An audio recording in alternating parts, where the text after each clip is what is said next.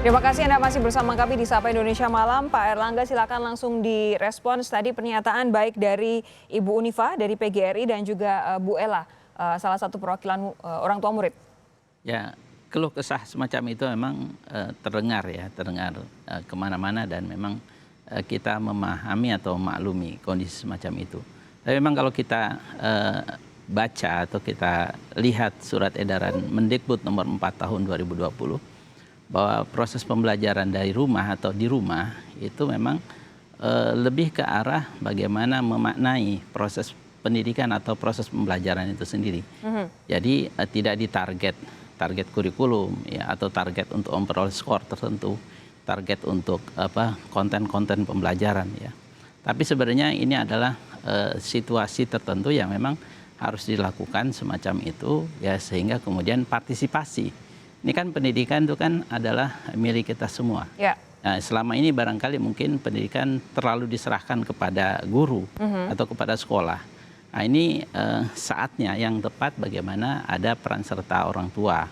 Lalu juga peran serta dari anggota-anggota keluarga yang lain juga ya. Jadi memang di sini butuh waktu atau butuh penyesuaian. Lalu juga memang kalau barangkali mungkin memang proses pembelajaran antara guru dengan siswa itu memang tidak bisa digantikan secara total ya. Ini proses pembelajaran jarak jauh atau proses pembelajaran daring itu memang salah satu metode saja yang bisa dijadikan untuk bisa terjadinya proses pembelajaran. Tapi memang untuk penguatan karakter dan lain sebagainya itu memang perlu ada interaksi antara guru dengan murid ya. Lalu kemudian barangkali juga ini buat evaluasi kita semua juga, bahwa barangkali mungkin di sekolah ya proses pembelajaran yang terjadi, apakah siswa diajarkan untuk cara berpikir yang kreatif, cara berpikir yang kritis ya, di dalam menghadapi berbagai macam situasi. Baik. Jadi kalau memang anak-anak atau siswa yang memang sudah terbiasa dengan cara berpikir kreatif, ya, lalu kemudian gurunya juga memang terbiasa dengan modifikasi atau inovasi pembelajaran. Tentu dengan situasi semacam ini guru juga bisa menyesuaikan ya bagaimana proses pembelajaran apa yang kira-kira bisa tepat. Oke, ya. Bu, sebentar sebelum saya minta tanggapan dari Bu Unifa, ini kami hadirkan jadi jumlah anak Indonesia yang harus terdampak gara-gara pandemi corona, saudara. Siswa ada 28,6 juta, ini termasuk 8,3 juta peserta ujian nasional, lalu gurunya adalah 2,6 juta. Kemudian kalau ini adalah grafis tentang pendidikan di tengah pandemi corona, ini tepatnya di dunia. Jadi saat ini ada penutupan sekolah di 166 negara. Yang terdampak anak dan remaja jumlahnya 1,52 miliar anak dan remaja dan 60,2 juta guru. Ini yang terdampak di seluruh dunia gara-gara pandemi corona. Bu Unifa tadi sudah mendengarkan pernyataan dari Pak Erlangga bahwa sebenarnya kalau apa yang diminta oleh Mendikbud adalah jangan mengejar skornya, tapi lebih ke arah proses pembelajarannya. Jangan-jangan ada paradigma yang terbalik begitu di guru-guru sehingga mungkin merasa kesulitan, Bu Unifa?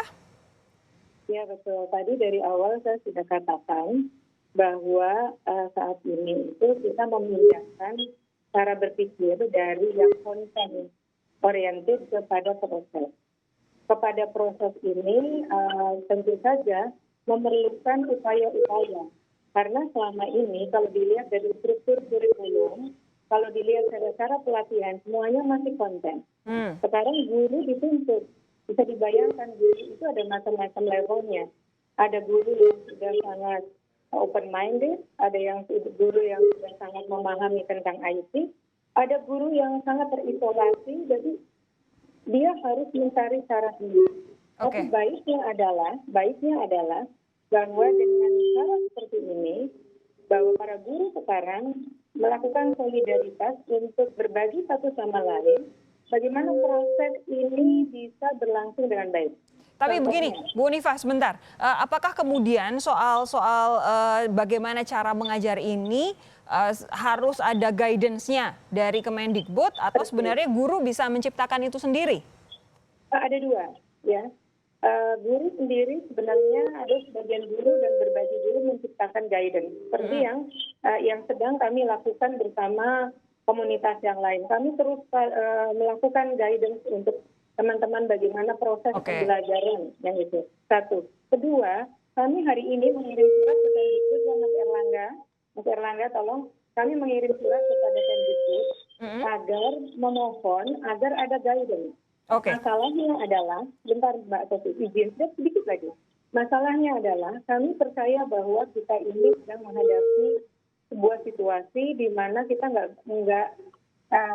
tidak berorientasi kepada konten, tetapi berorientasi kepada proses. Baik. Nah, masalahnya adalah jangan sampai nanti ada penilaian guru di ujung bahwa guru kok mana capaian kurikulum standar isi belum tercapai. Jangan sampai nanti di ujung begitu nanti akan menyulitkan guru gitu. Ya, jadi harus konsisten itu. Sebelum saya kasih kesempatan ke Pak Erlangga, saya mau ke Mbak Novita terlebih dahulu. Mbak Novita, ini Anda tadi juga sudah mendengarkan dari dua sisi. Ada guru yang tidak banyak yang memang harus diakui belum siap dengan pola pengajaran yang baru ini karena memang semuanya juga serba mendadak. Lalu juga orang tua yang selama ini tampaknya juga menganggap sekolah itu sebagai tempat penitipan anak begitu. Menurut Anda bagaimana Mbak Novita? Kalau saya melihat bahwa semua yang terjadi saat ini tidak ada yang pernah memprediksikan. Betul. Pandemik yang terjadi dengan COVID-19 ini terjadi seluruh dunia. Itu dulu yang kita harus. Jadi pedagogi yang selama ini diajarkan di dalam kurikulum mengajar maupun belajar di sekolah itu tidak pernah dipersiapkan untuk menghadapi virus corona 19 sebesar 150 nano. Itu dulu. Jadi ini tiba-tiba dan serentak seluruh dunia mengalami hal yang ini. Semua panik, semua stres, semua cemas, semua khawatir. Itu pasti. Termasuk guru. Guru yang selama ini yang ada, saya yakin sekali saat ini guru-guru saya bisa katakan 90% tidak siap untuk menghadapi pandemi ini. Dan juga mesti diingat, guru juga punya anak. Ya. Guru juga punya keluarga. Betul. Guru juga mengajar anaknya dari rumah. Jadi dia juga punya tugas untuk mengajarkan anaknya untuk mendampingi. Jadi memang tidak ada SOP. Jadi kalau buat saya, yang pertama yang harus dilakukan, baik guru maupun orang tua adalah menerima bahwa pandemik ini, wabah ini terjadi seluruh dunia, tidak ada yang pernah merencanakan, kita berdamai dulu bahwa ini bagian daripada sejarah, 100 tahun sekali terjadi, seperti 100 tahun yang lalu dengan flu pandemik flu Spanyol ini, dan 100 tahun kan nggak ada yang hidup 100 tahun ini. Jadi tidak ada orang yang pernah mengalaminya. Dulu 200 tahun yang lalu flu influenza itu terjadi dengan yang sekarang mungkin dengan obat di warung kita bisa sembuh. Tapi dulu jutaan orang yang meninggal. Jadi kalau buat saya karena kita tidak pernah mengalaminya ini, kita berdamai dulu. Guru berdamai dengan keadaan, menerima ini sebagai pandemik, orang tua juga seperti itu. Jadi pada saat berdamai dengan lingkungan, dengan keadaan ini, kita bisa berdamai dengan diri sendiri. Betul. Karena dampaknya pada saat kita tidak berdamai dengan keadaan ini, kita tidak berdamai dengan diri sendiri tentunya. Stres ya, pasti ya. Kita akan stres, Ya. kita akan cemas, kita akan khawatir, dan itu berdampak apapun yang kita lakukan. Mau mengajar, mau diajar, mau bekerja dari rumah, di quote and quote akan menganggap diri itu di penjara.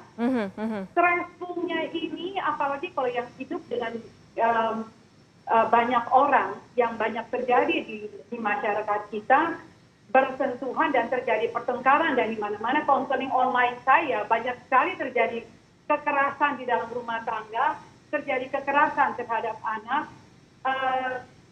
terjadi banyak hal yang sebelumnya itu tidak terjadi. Jadi kalau buat saya psikosomatisasinya terjadi bukan hanya orang tua tapi juga termasuk guru. Mbak Novita.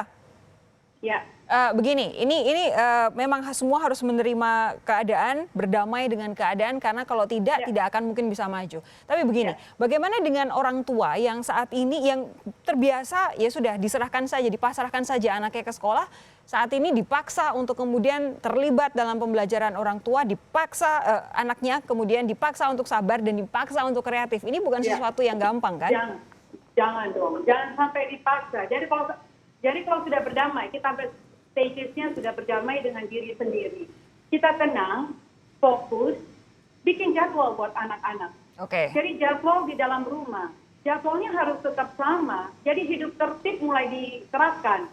Jam berapa bangun pagi, jam berapa makan pagi, jam berapa harus misalnya doa bersama, jam berapa misalnya harus duduk dan sekolah dari tugas-tugas yang diberikan, kapan makan siang, kapan tidur siang, kapan bangun siang, ya kan, kapan mandi sore, kapan dia bermain, kapan tidur lagi. Dan ini harus disiplin dan tegas.